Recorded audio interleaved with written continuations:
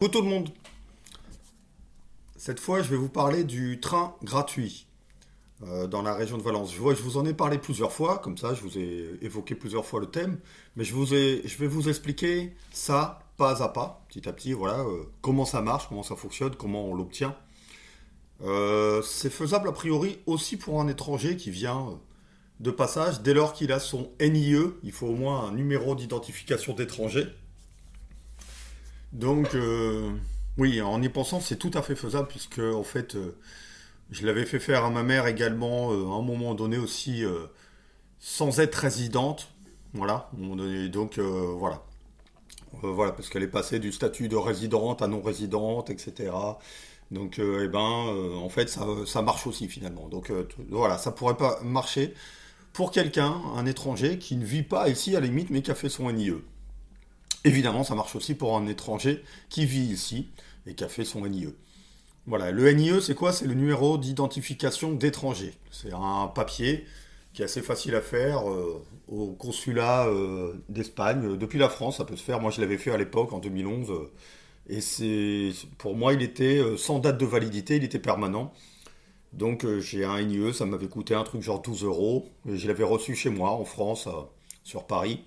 Et donc, je suis allé avec ça. Et ça permet de faire plein de choses. Ouvrir un compte, acheter un appartement, faire plein de procédures qu'en fait, où on va vous demander votre numéro d'identification fiscale. Voilà.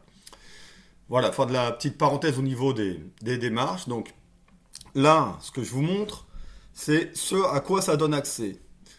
J'ai regardé avant de faire cette vidéo, je me suis renseigné un petit peu combien ça fait de stations. Ça vous donne accès donc à Valence même et autour, en tout à 72 stations. Donc en ça, gratuitement et en illimité. Voilà, donc ça fait, il y a un circuit d'environ 323 km de voies ferrées et 72 stations. Ce qui est pas rien quand même. C'est quand même pas mal au niveau donc accès gratuit, illimité. Voilà. C'est-à-dire que vous pouvez donc, voilà, ils ont mis ça en place quand? Et avec quelle raison? Quel objectif?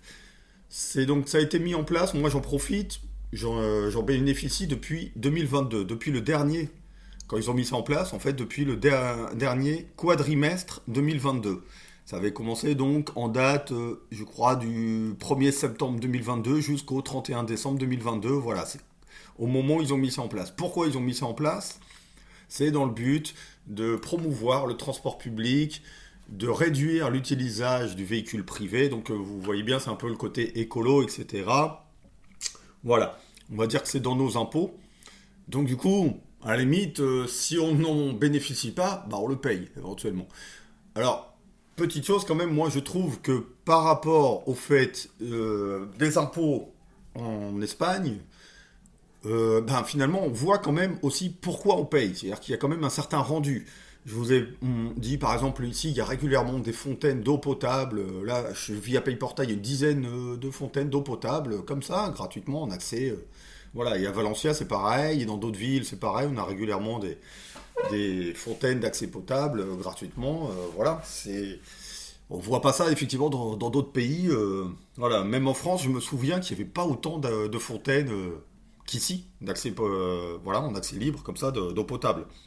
Donc, on peut servir autant qu'on veut, il n'y a pas de souci.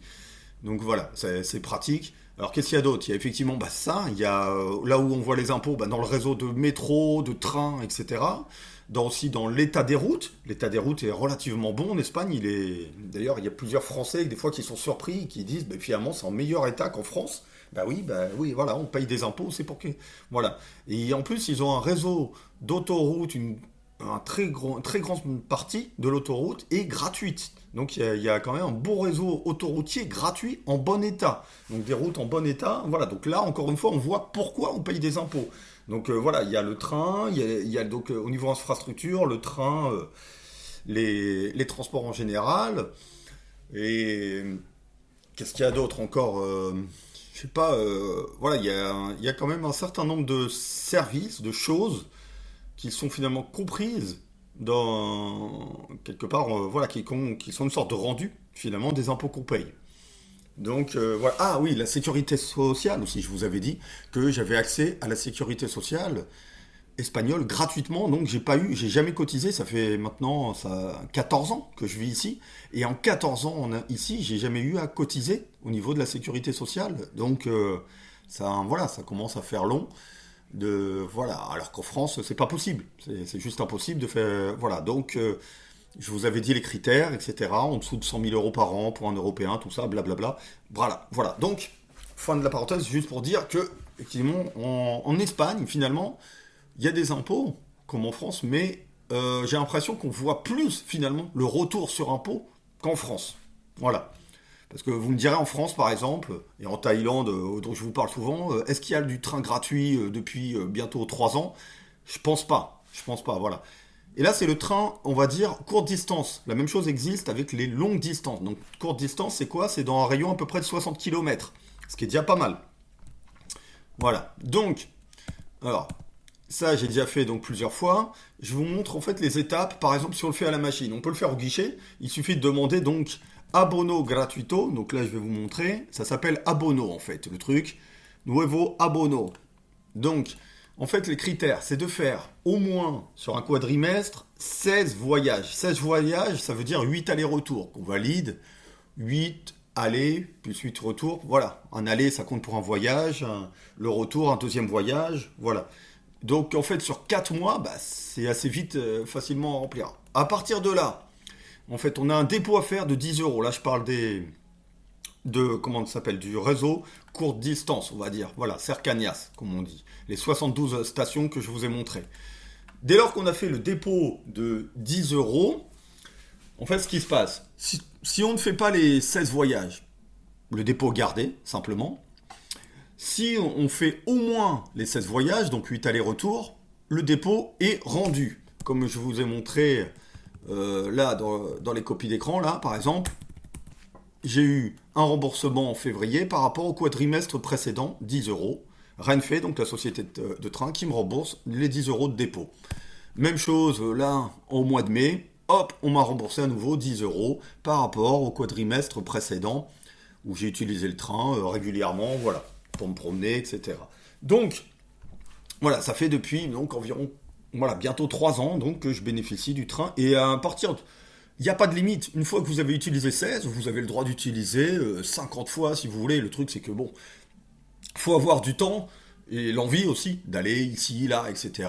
Voilà. Moi, ça m'est servi pour aller découvrir des nouvelles villes, pour aller à la plage, voilà, rejoindre des gens à Valence ou etc. Donc tout ça gratuitement. Je trouve que c'est quand même intéressant. Voilà. Donc ça permet voilà, et d'aller donc des endroits plus loin que j'irais normalement, éventuellement. Donc puisque voilà. Donc ça m'a permis de découvrir en fait à peu près presque tout.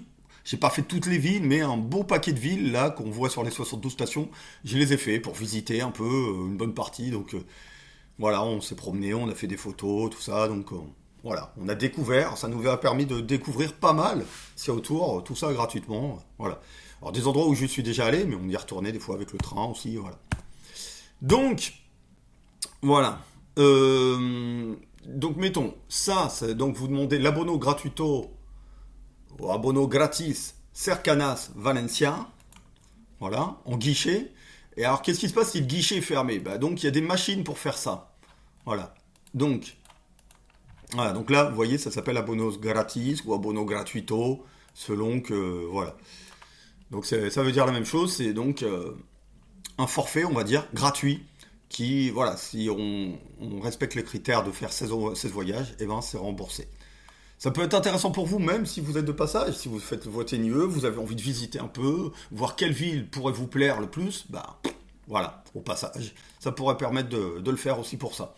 Pour voyager, visiter, voilà, connaître mieux, plus en profondeur la région de Valence et pas se contenter simplement de Valence capitale, parce que il y a aussi d'autres choses à voir. Il n'y a pas que Valence, c'est-à-dire intramuros à voir, il y a aussi plein d'autres endroits qui peuvent être sympas à voir. Voilà. Donc, ça, petite parenthèse faite. Maintenant, je vous fais l'étape par étape que j'avais pris en photo. Alors, le dernier, ils ont fait sur 2 mois. Ils ont fait sur mai-juin, par exemple. Donc là, vous voyez, par exemple, Là, celui-là, donc j'avais changé de carte. Voilà, elle est en 2023. On voit que donc elle expire, bon, ça on s'en fout, 2034, voilà. Et par exemple, voilà, on voit que j'ai pu l'utiliser donc du 1er janvier 2025 au 30, le précédent, au 30, voilà, je vous ai dit, ça marche par quadrimestre normalement. Là, ils ont fait un truc plus court, la dernière fois, là, pour mai-juin, ils ont fait un truc sur 2 mois, mais du coup, il faut faire moitié moins de voyages. C'est-à-dire 8 voyages, ça suffit. 4 allers-retours. Facile à faire aussi. 4 allers-retours, ça va très vite en fait. Si on se promène, etc., avec le beau temps, voilà, ça peut aller assez vite. Donc, euh, qu'est-ce que je voulais dire? Donc là, ça c'est la carte donc que j'ai actuellement encore, voilà. Alors, qu'est-ce qu'il faut choisir? Il faut choisir Abono Recurrente. C'est ça, dans le choix, je vous le montre là. Quand vous êtes à une machine, mettons que le guichet soit fermé, c'est ce qui s'est passé la dernière fois, donc je l'ai fait à la machine. Eh ben, il faut choisir cette option-là, Abono Recurrente. Ok. Ensuite, je suppose d'ailleurs, j'ai jamais fait la media distance, mais en revoyant la photo que j'ai fait, pour la distance plus longue, au lieu des Cercanias, donc le réseau de 72 stations, eh ben, ce serait peut-être MD. Je pense d'ailleurs peut-être à le faire pour aller de temps en temps faire une excursion plus loin voilà, que dans les 60 km de rayon autour de Valencia. Des fois, ça permettrait d'aller à Alicante ou autre, etc. Voilà. Et donc, je me dis, je le ferai peut-être un moment. Le problème, c'est que bah, moi, je suis pragmatique. Je me suis dit, je vais d'abord faire un peu ce qui est plus facile à faire, c'est ce qui est proche. Voilà. Tandis que ce qui est plus loin, bah, forcément, ça demande plus de temps de trajet, il faut se lever plus tôt, etc. Donc, alors que l'autre, bah, on peut le faire ça dans l'après-midi. Voilà, il n'y a pas de souci, quoi. Tandis que l'autre demande plus d'organisation pour faire du plus longue distance. Mais sur le principe, c'est le même. C'est qu'il faut mettre 20 euros au lieu de 10 euros. Et si vous faites assez de voyages, par exemple 8 voyages sur 2 mois, là, eh ben c'est bon. C'est remboursé aussi, gratuit. Donc même chose, même principe, c'était la même chose. Sauf que je ne l'ai jamais fait, je me suis contenté du court de distance, pour le moment. Ok. Donc, là, qu'est-ce qu'il dit? J'ai donc mis ma carte, j'ai mis Abonore Corrente. Il me dit, je mets mon téléphone, ok, donc j'ai mis le téléphone que j'ai enregistré quand j'avais fait sur guichet, puisque je l'ai déjà fait précédemment, donc ils ont quelques données, ils ont mes données. Ensuite, il me demande, est-ce que je veux utiliser ma carte? Alors ça c'est écrit en valencien, mais on comprend. Est-ce que tu veux utiliser donc ta carte Renfe et toi? Oui, j'ai mis. Donc il me dit, approche-la du lecteur, la carte, tu l'approches. Donc ok, voilà, je mets ma carte sur le lecteur, donc lecteur voilà qui va lire mes infos. À partir de là, il me dit donc de confirmer mon DNI. En fait, c'est le NIE que je mets dans ce cas, mon numéro de NIE. DNI, ce serait plutôt pour un espagnol. Un espagnol, par exemple, il va lui demander donc le DNI. Il mettra donc son numéro d'identifiant de carte d'identité espagnole. Voilà. Mais DNI, là, dans ce cas-là, pour moi, c'est le NIE. Donc voilà, mon numéro d'étranger. Il me demande donc les 10 euros à mettre. Alors, un petit conseil, vous pouvez le faire en cash, en espèces, mais c'est mieux de le faire en carte bleue. Comme j'ai fait, là, vous avez vu, c'est plus pratique pour le remboursement. Parce qu'en espèces, ça veut dire que vous devez repasser au guichet pour vous faire rembourser. Alors que si vous faites par carte bleue, le remboursement est automatique sur votre carte bleue, comme ce qui s'est passé, comme ce que je vous ai montré. Donc là, ça met une destination El Roboyard, mais c'est pour mettre une destination, en fait, vous pouvez aller partout. Voilà. C'est juste informatiquement sans doute ils doivent mettre une destination. Voilà. Donc j'ai fait ça, voilà. Ensuite je fais mon paiement donc sans contact, par exemple avec ma carte bleue. Et voilà, c'est plié, c'est réglé. J'ai accès en illimité ensuite au train pour aller un peu partout. Donc voilà, si ça vous intéresse. Donc voilà pour l'info. Et je pense c'est probable qu'ils renouvellent encore ça. Ça fait, comme vous voyez, par quadrimestre, ça fait depuis septembre 2022 qu'ils renouvellent ça régulièrement. Donc c'est probable qu'ils renouvellent peut-être encore ça. Voilà. Pour moi, autant en profiter, comme je vous dis, autant qu'on peut, quoi, finalement. Enfin, voilà, quand on a envie. Voilà, moi, bon, il y a bien sûr, je vous ai toujours dit un côté opportuniste dans l'histoire, mais je sais que c'est dans mes impôts, quelque part. Donc voilà.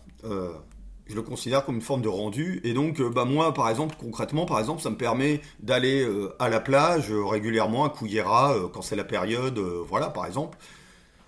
Voilà, ou aller à d'autres endroits, visiter. Donc voilà. Eh ben écoutez, je vous souhaite une bonne journée à tous et à bientôt. À plus.